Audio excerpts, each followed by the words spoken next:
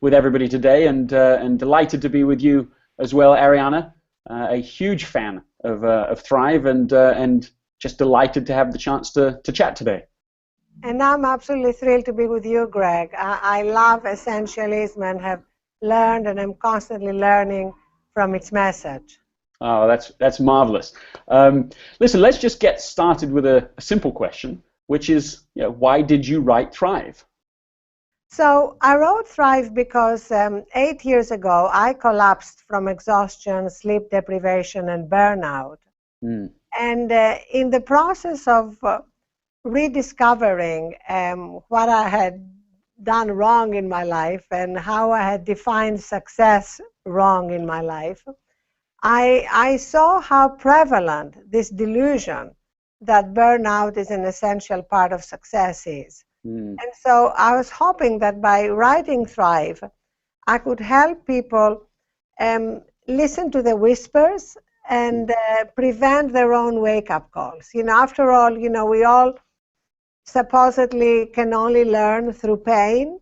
And I want to change that. I want us to be able to learn through other people's pain. Yes, to learn those hard lessons on the cheap. Exactly. Why not? Right now, after all, we can learn from each other. And I'm hoping that people who read Thrive can learn from my mistakes and my wake-up call and avoid their own. Yeah, that makes perfect sense to me.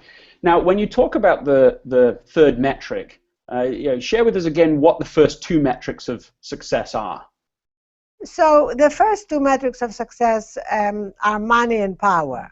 Right. In fact, we have shrunken what philosophers call the good life definition. We have shrunken it down to the successful life, and the successful life down to these two metrics, which is a little bit like trying to sit on a two-legged stool. Sooner or later you fall off. You fall off it. And help me understand.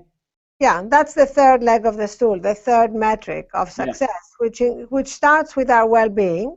Yes. And then our capacity to access our own wisdom and intuition, our sense of wonder, and our connection with the mystery of life. Yes. Finally, the fourth pillar of the third metric is giving. A life that doesn't include giving is not a full life. Yes, of generosity. Yes. And help me understand this. So prior to the wake-up call, did you think of success as being money and power?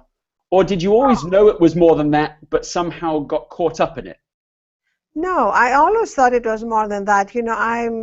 I always had a spiritual dimension in my life. I've been meditating on and off since I was 13. I went to India and studied comparative religion, etc., etc. The difference is making all these things central to my life as opposed to episodic. And so what changed after my wake-up call was, first of all, my relationship with sleep. In Thrive, I have 12 steps how to move from agreeing with these things to actually incorporating them into our lives. And the first step is sleep. For me, that was the keystone habit, as they call it, the foundational shift, going from 4 to 5 hours to 7 to 8 hours sleep. You were on 4 hours before. 4 to 5, yeah. Does it seem wild to you now to think that you were operating in that way before? Yes, it seems wild, but it also is incredibly prevalent. Yes, exactly. You're not the only person doing it.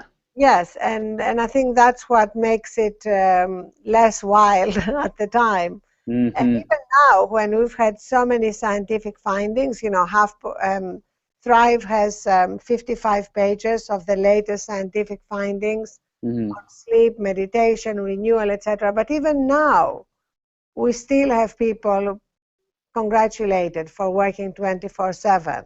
Yeah, I often think about this, that we would never say to somebody, that person's, a great worker, they're drunk all the time. Yes, exactly.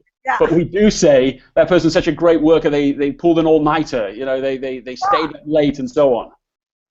And even now, we just taped a Thrive e-course for opera.com, and yesterday we're talking about some of the videos we're posting, etc. And someone we were working on said, "Oh, I'm available all the time. You can call me all the time." I said, "Really? We've just taped an entire course saying that nobody should be available all the time." And it's not like I said, "Oh yeah, sorry." You know, it's that people have to catch themselves. No, I just had this experience myself where somebody was trying to set up an appointment with me and kept offering me Saturday morning for the appointment. And then when I sort of eventually said, you know, no, I really can't do Saturday. And then they offered me an appointment for Sunday evening.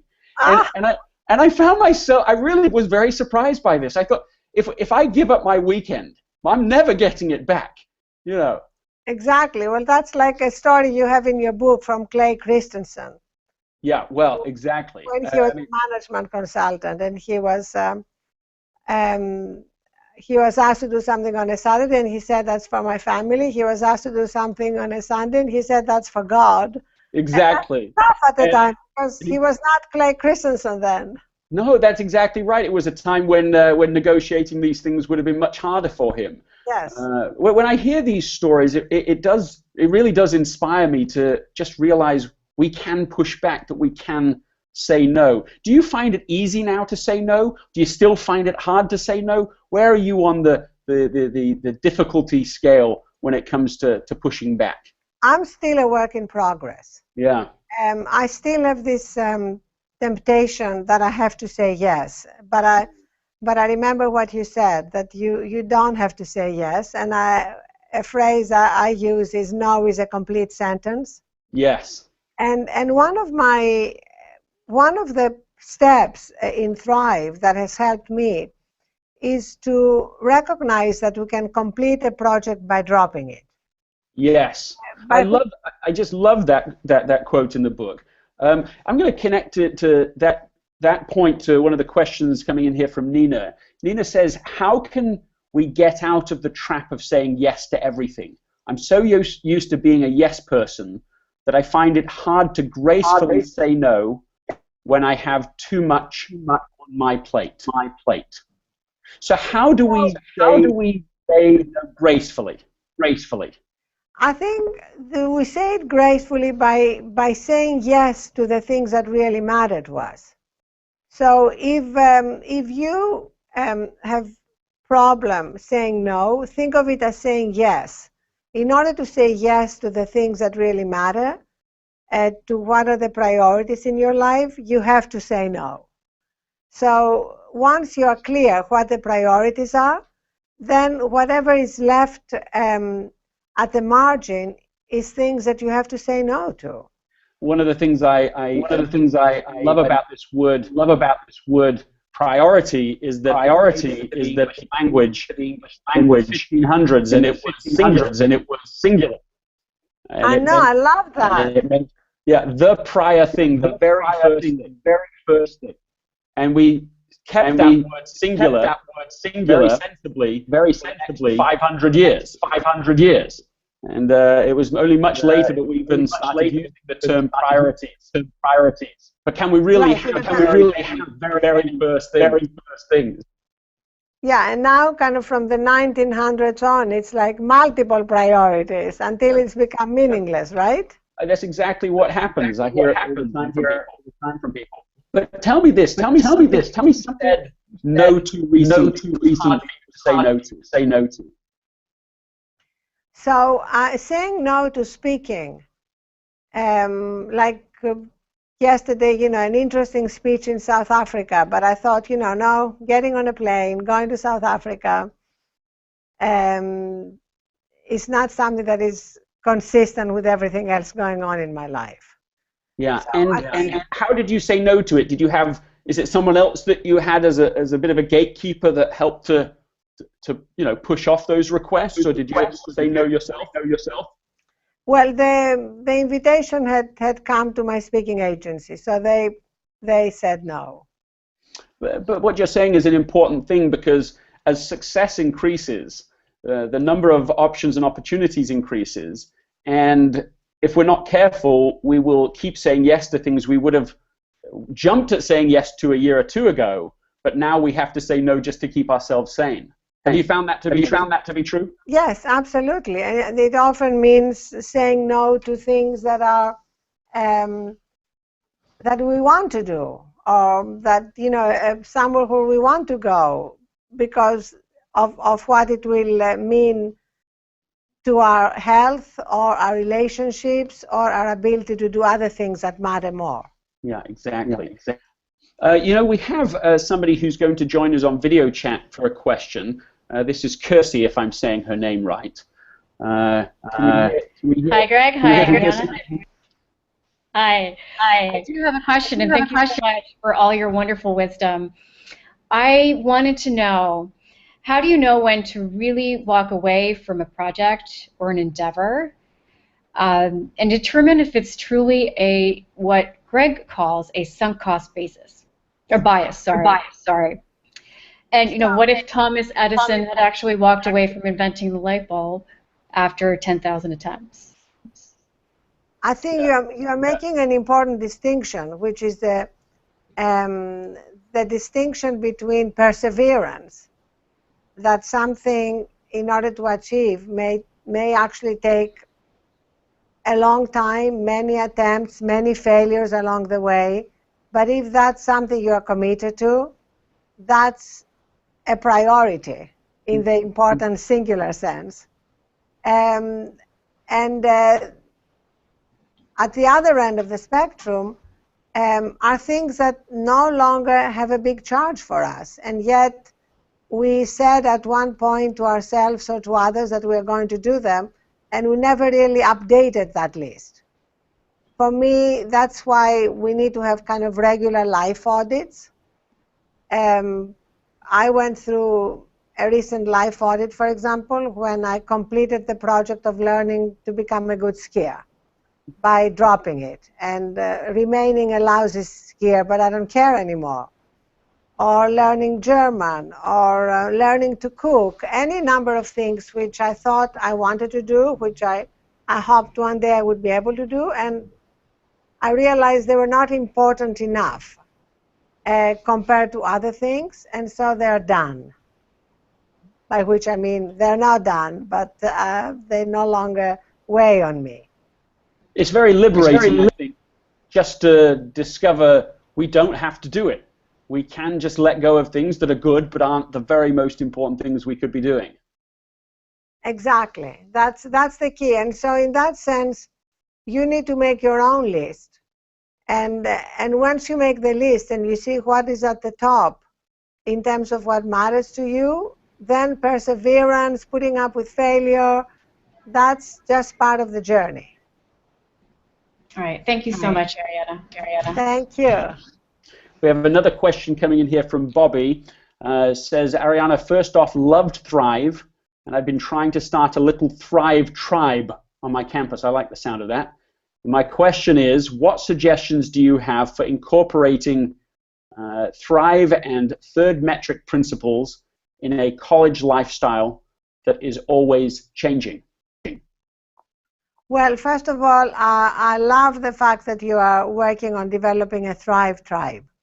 That's been a very important part of my journey, and in this opera course, I have brought my entire Thrive tribe on. My sister, my two daughters, my yoga teacher, my breathing teacher, and so creating a Thrive tribe is particularly important in college because, as you said, you have a lot of temptations. You have a lot of people who think that really getting the most out of your college life means staying up all night and squeezing every drop out of every moment. And the result is people ending up with tremendous stress, anxiety, depression, or what we're seeing in colleges, people getting paralytically drunk as a way to deal with their stress level. So that's when you need a support group. That's when you need a Thrive tribe that can help you overcome the temptations. And in your Thrive tribe, Arianna, who is the person who you most look to? Is there one person you think, okay, they're going to give me the honest truth, they're going to give me the wisest picture?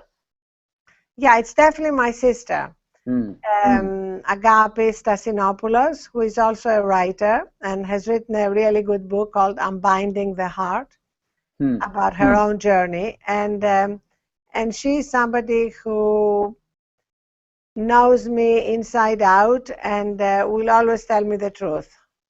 And if we had her today, what would she be saying to you? What's her advice right now for you?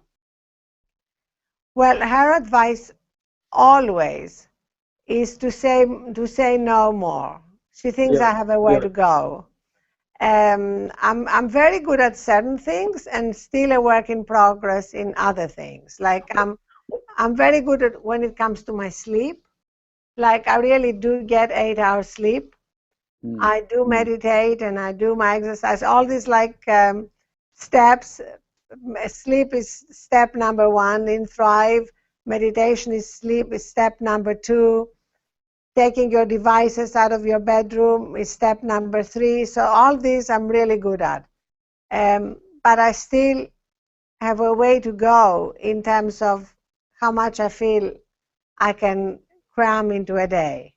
You know what's funny to me about that is that when I talk to people about essentialism, often people will say, well, look, it's all very well to negotiate a no if you're the CEO, but for the rest of us, it's a much harder challenge. But when I talk to CEOs, they sort of say the same thing. It's all right for everyone else, but for me, it's even harder. You're the CEO. You could say no. That's what people perceive, but you're saying it's hard. What makes it hard? I don't think it is hard in itself. I think it's often a combination of how many good and important things there are. Right. And learning to prioritize them. I mean, it doesn't mean, I think you reach a point when there are no bad choices.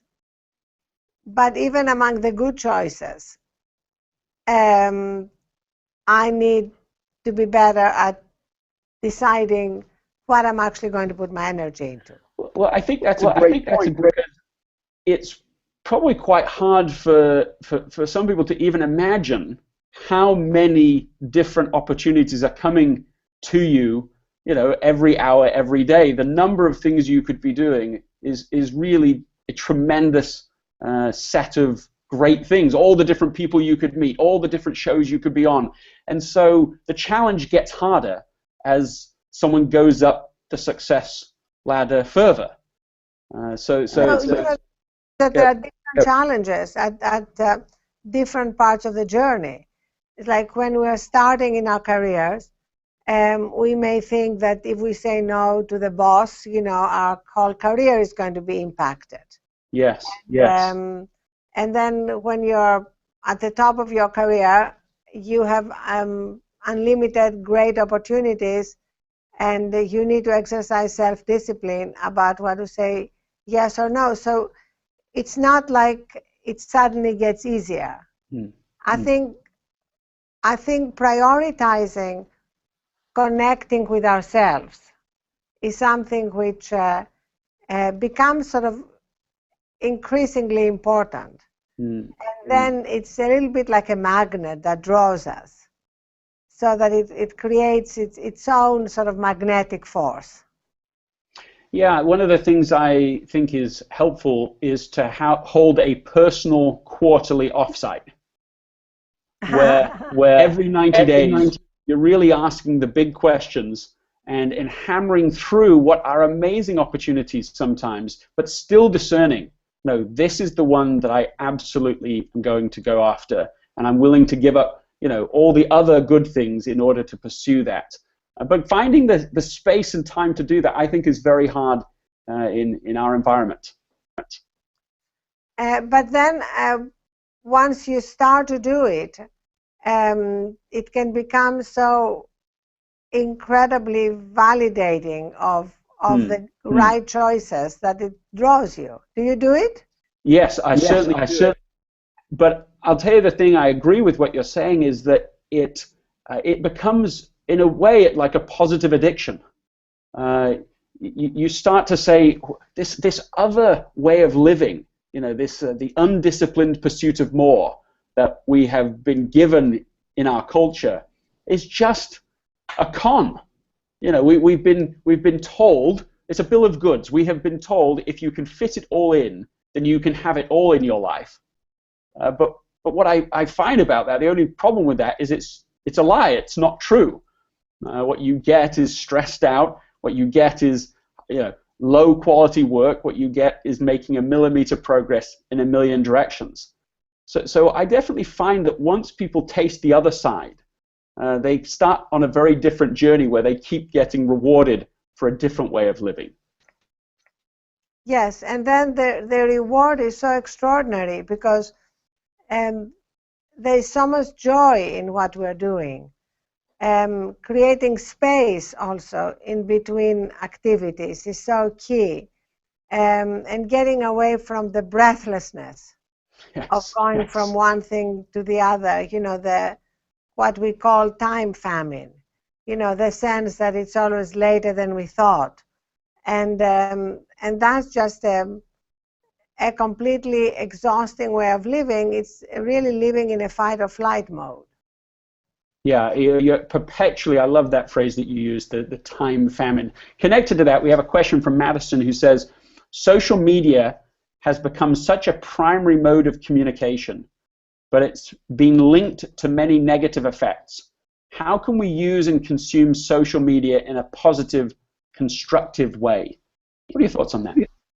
Well, the first and most important thing is to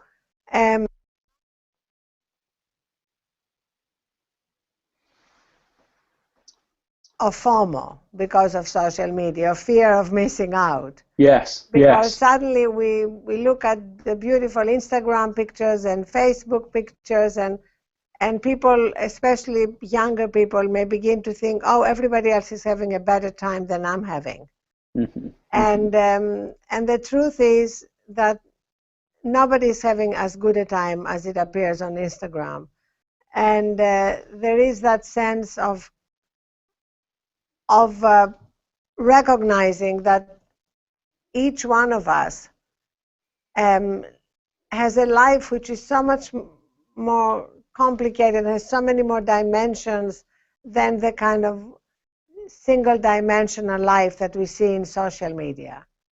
And then we can still enjoy social media. There's a lot of great stuff happening on social media. Yes, I love this idea of going from JOMO to, from FOMO, the fear of missing out, to JOMO, to the joy of missing out. I know. I think this is just a great sign of maturing when we are willing to miss out for the sake of what we can put our energy into instead that we really value. Yeah, that there really is something that's so much better, something so much more purposeful in our life that we are willing to give up, that we're willing to eliminate or reduce something else that's going on. Thank you for your question, Madison. Another question from Christine says, I find it difficult to be in the moment because I'm always thinking about what's next, or the ping of the phone is a constant distraction. I'm working on it, but what advice do you have for parents in helping their kids not to start these bad habits? Oh, that's a great question, great point. That's a great question. And I think, obviously, the most important thing for your kids, Christine, is the behavior that you are modeling. Like if you are modeling being constantly at the beck and call of your notifications, your texts, your emails, then no matter what you tell your children, they're going to imitate what you're actually doing. So I find, and I would highly recommend, for example, creating sacred time with your children. When meal time is sacred time, no devices. Anytime, let's say, you're helping them with their homework, making sure that you are not multitasking and trying to answer your emails or texts. And basically, as more and more of my friends are doing, when you come home from work, put your phone away and be really present for your family. That's something which is absolutely essential. We've sacrificed an enormous amount for the sake of being always available on our smartphone. Yes, and I'll add to that, Christine, that something that I've found really helped with our children. Anna and I have 4 children, which is not very essentialist of us. But one thing that we found that helped was to have a token system where our children have 10 tokens at the beginning of the week. Each is worth half an hour of screen time, television, iPad, whatever, and they can either trade that in for $1 at the end of the week for each token, or they can use it for screen time. And then they can also earn more tokens by reading. And seriously, as soon as we set this up, I think that screen time went down by 90%, and reading went up by 90%. It really was a very helpful, positive system, and we didn't have to be the ones monitoring it. Now, it's still an ongoing process, because you have to be consistent on these things, and that can be a bit tricky, but it's really made quite a difference to us. That sounds great, Greg. You should write about it for HuffPost parents. Yes, yeah. Well, there we go. Now, or maybe I should. So maybe we need to be demonstrating how to say no gracefully. I don't know what the right thing is on given our conversation. Here we have Sarah has a question. How can we rid ourselves of the anxiety created by the desire to become well respected or well known in some way? What are some ways to maintain the conviction that we are enough just as we are? Well, that's another good question. Great. I'm glad you're the one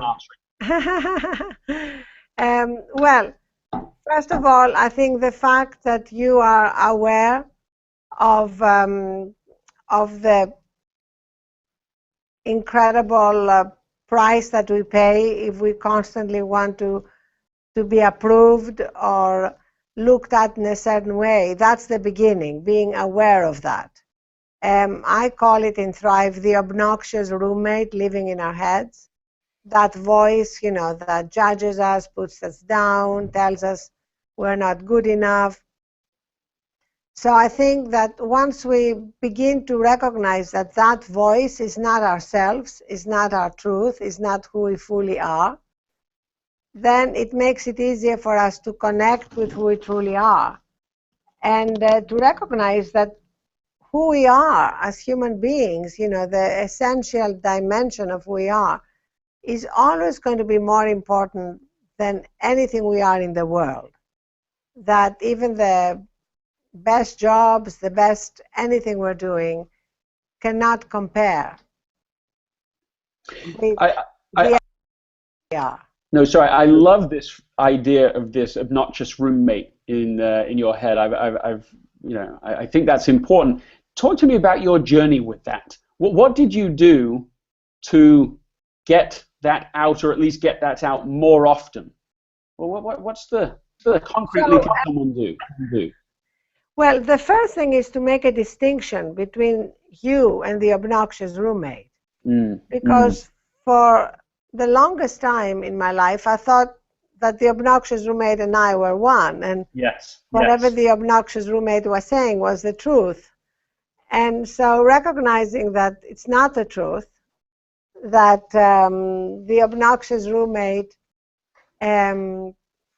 is not the voice of truth, it is a huge difference. Step forward. Yeah. Exactly. Because then you can question that voice. You can say, is that true? Do I believe? Yeah, and you can have fun with it. And I was on Stephen Colbert's show a few months ago, and I joked that my obnoxious roommate, I said, Stephen, sounds exactly like you. Where does the obnoxious roommate come from, in your view? Oh, I think they come from all the doubts and insecurities and judgments that we all carry in us. And from the moment we are born, it seems. And part of growing up is to learn to put it in its place. And now I must say my obnoxious roommate only makes guest appearances. Is that right? So you actually feel like the voice has weakened within you? Oh, yeah, dramatically. Really?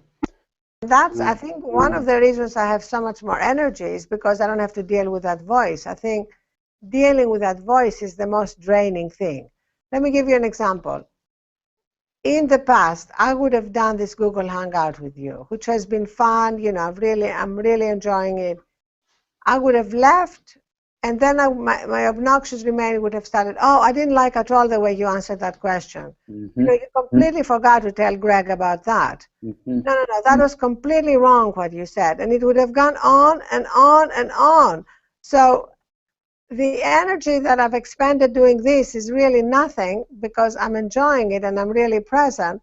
But the energy that the voice would have taken could have been absolutely draining. It could have gone on for a day.